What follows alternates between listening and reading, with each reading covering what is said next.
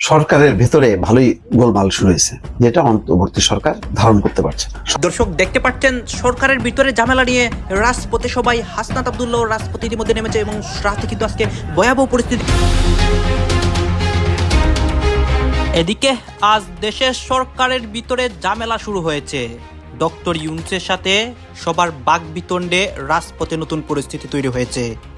সারা দেশেই জনগণের মধ্যে এবার উত্তেজনা বিরাজ করছে। তিনি অন্তর্বর্তী সরকারের প্রধান উপদেষ্টা এমন কাজ করে গেলেন, যুগ যুগান্তর ধরে বাংলাদেশের মানুষ ডক্টর ইউনূসকে মনে রাখে। শান্তি যদি বিরাজ না করে, অশান্তির পরিবেশ যদি তৈরি হয়, তাহলে গোটা বাংলাদেশ জুড়ে নির্বাচন ভেস্তে যাবে। তাহলে আরো বেশ কিছুটা সময় অন্তর্বর্তী সরকারের প্রধান উপদেষ্টা ডক্টর ইউনূস পেয়ে যাবেন। একটা দেশের নাম ব্যবহার হচ্ছে অপমানের প্রতীক হিসাবে। আপনার আমার বাংলাদেশ, যে দেশটাকে আমরা ভালোবাসি। কারণ মাহফুজ আলমদের মতো মানুষরা দেশকে এমন এক চেহারা দিয়েছে যেখানে উগ্রবাদ, জঙ্গিবাদী এখন বাংলাদেশের মূল ব্র্যান্ডিং স্লোগান। ইউরোপ, যুক্তরাজ্য, কানাডা সব জায়গায় বাংলাদেশি নাগরিকদের নিয়ে সন্দেহ বাড়ছে। বিএনপি, জামায়াত, এনসিপির বিরুদ্ধে প্রশাসনে ভাগবাটোয়ারার অভিযোগ নূরের।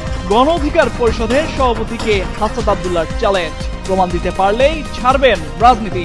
একটা অন্তর্বর্তীকালীন সরকার গঠিত হয়ে গেছে। তারা চেয়েছিল বলে ডক্টর মোহাম্মদ ইউনূস প্যারিসের হাসপাতালে শুয়েছিলেন, সেখান থেকে উঠে এসে সরাসরি বাংলাদেশের অন্তর্বর্তীকালীন সরকারের প্রধান উপদেষ্টা হয়ে গেলেন। দেশটাকে আর কতভাবে রসাতলে দিলে পরে এই অন্তর্বর্তীকালীন সরকারের প্রধান উপদেষ্টা ডক্টর মোহাম্মদ ইউনূস, তার আশেপাশের লোকজন তারা ক্ষান্ত হবে। বাংলাদেশকে রসাতলের দিকে ঠেলে দিয়েছে ডক্টর ইউনূস। এই নিয়ে অনেকে এবার মুখ খুলতে শুরু করেছে এবং দেশের নতুন পরিস্থিতি হয় এই অবস্থাগুলো দেখে। দর্শক শ্রোতা, ডক্টর ইউনূস সরকারের ভিতরে একটা ঝামেলা শুরু হয়েছে এবং তাদের মধ্যে এই ঝামেলাকে কেন্দ্র করে রাজপথে সাধারণ মানুষরা নামে এবং হাসনাত আব্দুল্লাহকেও আমরা রাজপথে দেখতে পেরেছি। আপনারা সম্পূর্ণ ভিডিও দেখবেন কেন এই ঘটনাগুলো হচ্ছে এবং বাংলাদেশের এই পরিস্থিতি কিভাবে সমাধান হয়, সবকিছু দেখতে পারবেন এই একটি ভিডিওতে। আপনারা সম্পূর্ণ ভিডিওটি ধারাবাহিক কন্টিনিউ করবেন। আসুন আমরা কথা বাড়াবো না, আমরা সরাসরি ভিডিওর মূল আলোচনায় চলে যাচ্ছি। সরকারের ভেতরে ভালোই গোলমাল শুরু হয়েছে।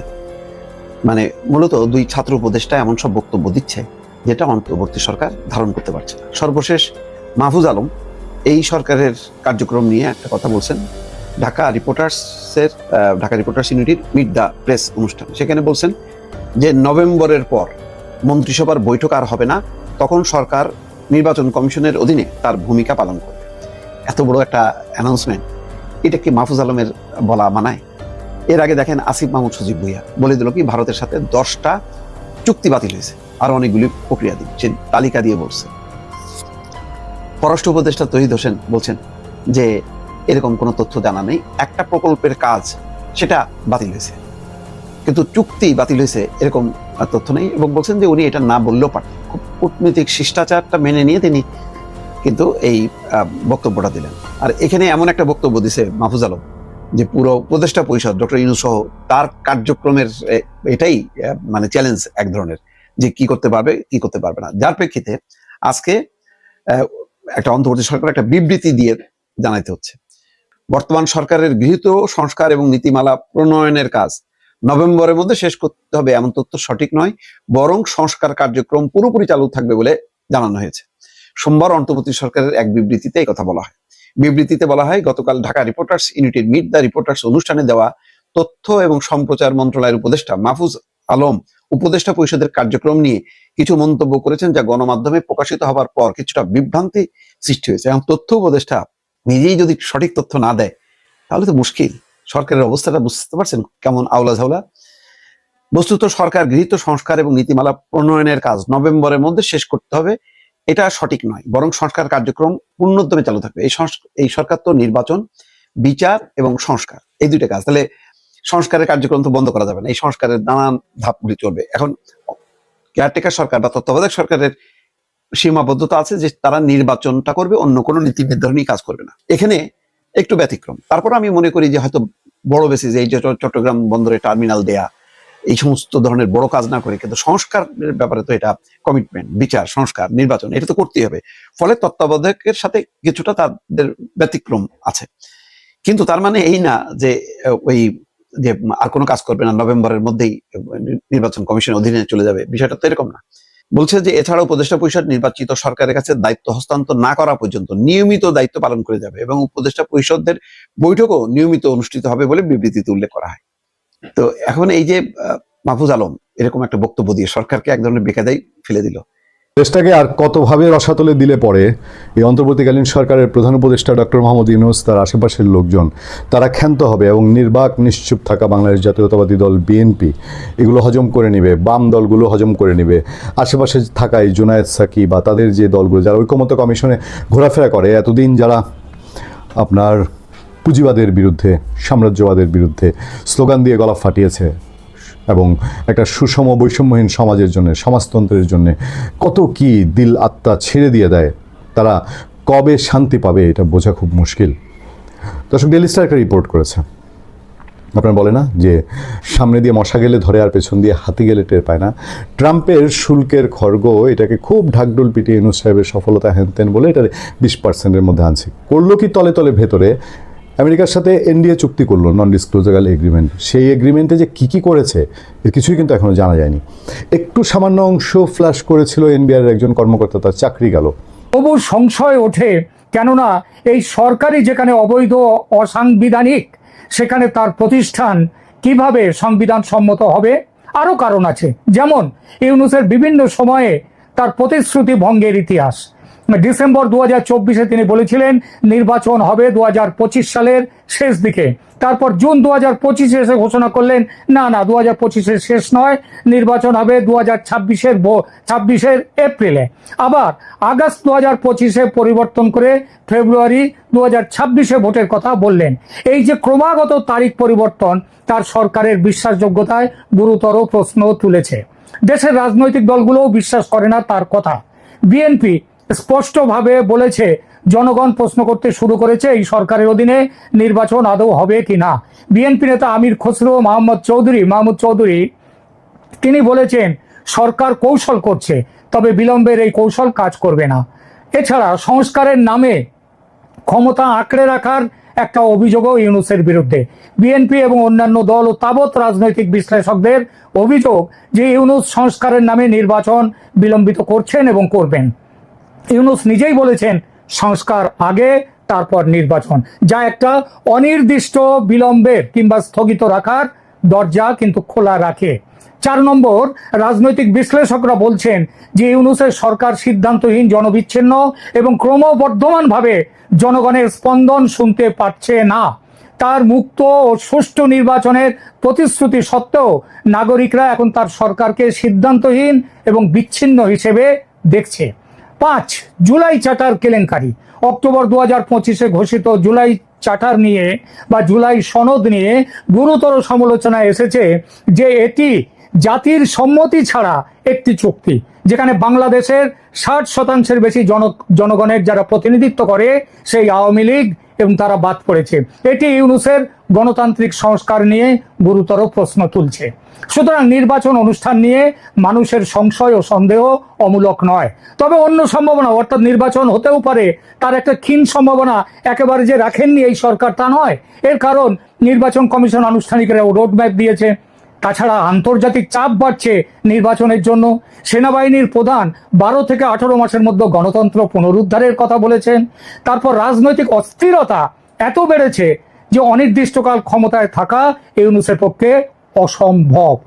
সুতরাং ফেব্রুয়ারি 2026-এর নির্বাচন সম্ভাবনা আছে, কিন্তু নির্বাচনের নিশ্চয়তা নেই। ইউনূসের কথা গুরুত্ব সহকারে নেয়ার যোগ্য, কারণ তিনি প্রধান উপদেষ্টা, নোবেল জয়ী, কিন্তু তিনি আদৌ বিশ্বাসযোগ্য নন। আগামী ডিসেম্বরে যদি প্রকৃতপক্ষে নির্বাচনী তফসিল ঘোষণা হয় তবে অন্তত বোঝা যাবে এবার সত্যিই নির্বাচন হবে কিনা। কিন্তু ডিসেম্বর অবধি বসে থাকে একটা কথা, তারপরে আরো প্রশ্ন আসে, আর প্রশ্ন আছে এই নির্বাচন নিয়ে। ধরুন নির্বাচনের ঘোষণা হলো, কিন্তু সেই নির্বাচনে গণতন্ত্র কি প্রতিষ্ঠিত হবে? স্বচ্ছ ও মুক্ত নির্বাচন কি বর্তমান পরিস্থিতিতে আদৌ হওয়া সম্ভব? আওয়ামী লীগকে নির্বাচনে অংশগ্রহণের সুযোগ দেওয়া হবে? জামাত, এনসিপি, ইসলামী দলগুলি এবং স্বয়ং মোহাম্মদ ইউনূস চান না যে আওয়ামী লীগের ওপর থেকে নিষেধাজ্ঞা প্রত্যাহার হোক এবং দলটি নির্বাচনে আসুক। এই দলগুলি প্রত্যক্ষভাবে বলছে সে কথা, ইউনূসও বলছেন। আর বিএনপি একই কথা বলছে, তবে ঘুরিয়ে।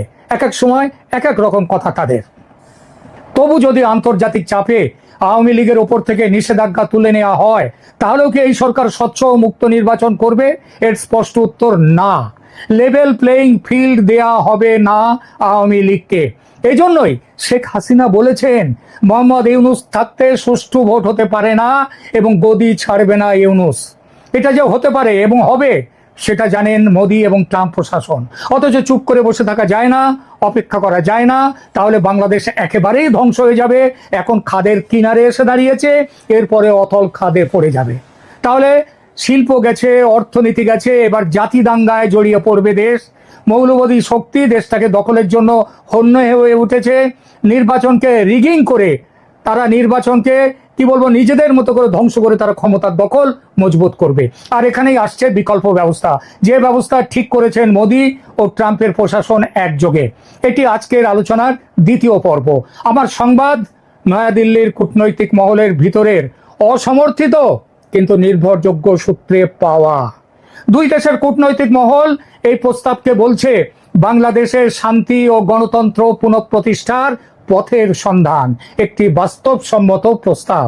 আবার খেয়াল করবেন কথাটি, যে গণতন্ত্র এবং বাংলাদেশের শান্তি, বাংলাদেশকে সমৃদ্ধির পথে পুনঃপ্রতিষ্ঠার জন্য নতুন পথের সন্ধান, এবং এটি একটি বাস্তবসম্মত প্রস্তাব।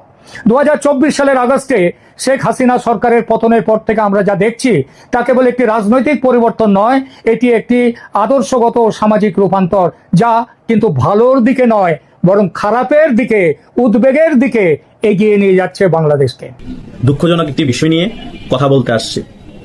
আমার সবচেয়ে বড় দুঃখ লেগেছে যখন ব্যারিস্টার সুমনকে 5 আগস্টের পরবর্তী সময় গ্রেপ্তার করা হয়েছে, এবং গ্রেপ্তার করার পরপরই তাকে মিথ্যা অনেকগুলো হত্যা মামলা দিয়ে এখনো পর্যন্ত জেলে আটকিয়ে রেখেছে।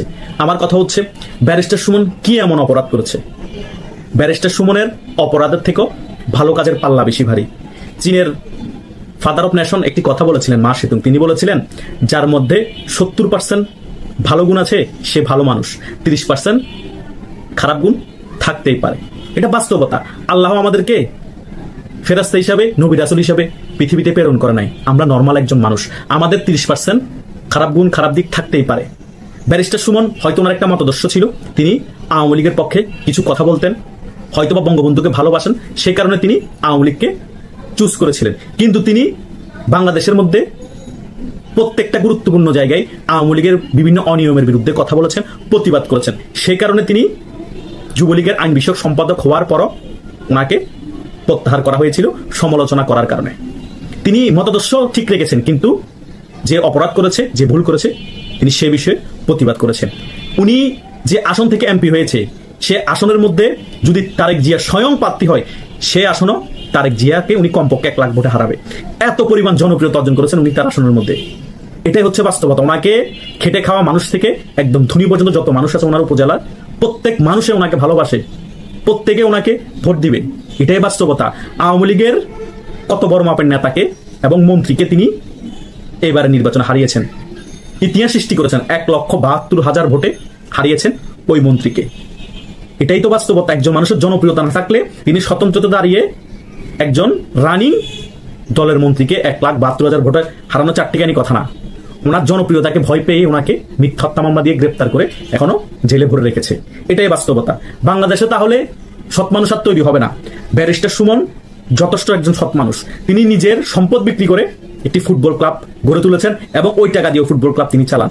গরিব দুঃখী ছেলেদের যাদের স্কিল আছে তাদেরকে ওখান থেকে তুলে নিয়ে এসে তাদেরকে খেলা শিখান, এবং উনি নিজেও কিন্তু ফুটবল খেলেন, প্রত্যেকটা জেলার সাথে উপজেলার সাথে গিয়ে খেলে আসেন। তো এই ধরনের মিশুক মানুষকে যদি একটা রাজনৈতিক মতাদর্শ ধারণ করার কারণে এত পরিমাণ অপমান, লাঞ্ছিত, মিথ্যা মামলাতে জেলে এতদিন রাখা হয়, তাহলে বাংলাদেশে সব ভালো মানুষ তৈরি হবে?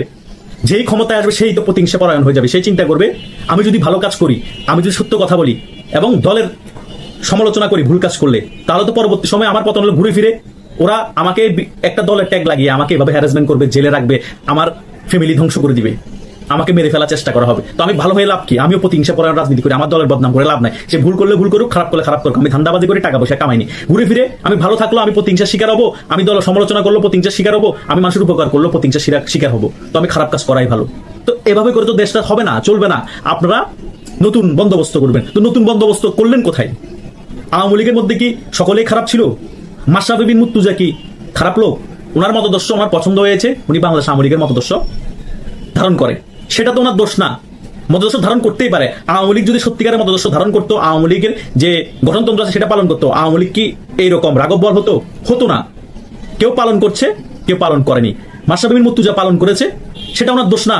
তাকে আওয়ামী লীগের দোষর ট্যাগ লাগিয়ে তাকে একেবারে ঘর। আপনারা তো দেখলেন এখানে কি কথা হচ্ছে, অনেকে কিন্তু অনেক কথা বলতেছে, অনেকে আলোচনা করতেছে, অনেকে সমালোচনা করতেছে দেশের বিভিন্ন অবস্থা এবং পরিস্থিতি নিয়ে। বিশেষ করে এখানে দেশের রাজনৈতিক প্রেক্ষাপট নিয়ে কথা হয়, আরও অনেক বিষয় নিয়ে কথা হয়। গাইস, এই বিষয়গুলো নিয়ে আপনাদের মন্তব্য কি? অবশ্যই আপনারা আপনাদের মন্তব্যটা আমাদের কমেন্ট বক্সে লিখে যাবেন। আর হ্যাঁ, তখন আপনাদেরকে আমরা যা কিছু দেখিয়েছি সব কিছু আমরা সোশ্যাল মিডিয়া থেকে সংগ্রহ করেছি। এখানে আমাদের নিজস্ব কোনো মন্তব্য নেই বা নিজস্ব কোনো সিদ্ধান্তও নেই। সর্বশেষ আপনাদের কাছে আমাদের রিকোয়েস্ট থাকবে, আপনারা আমাদের চ্যানেলের দর্শক হয়ে থাকলে চ্যানেলটি সাবস্ক্রাইব করবেন এবং পাশে থাকা বেল বাটনটি বাজাবেন যাতে করে নেক্সট ভিডিওটা সবার আগে আপনাদের কাছে পৌঁছে যায়। ধন্যবাদ।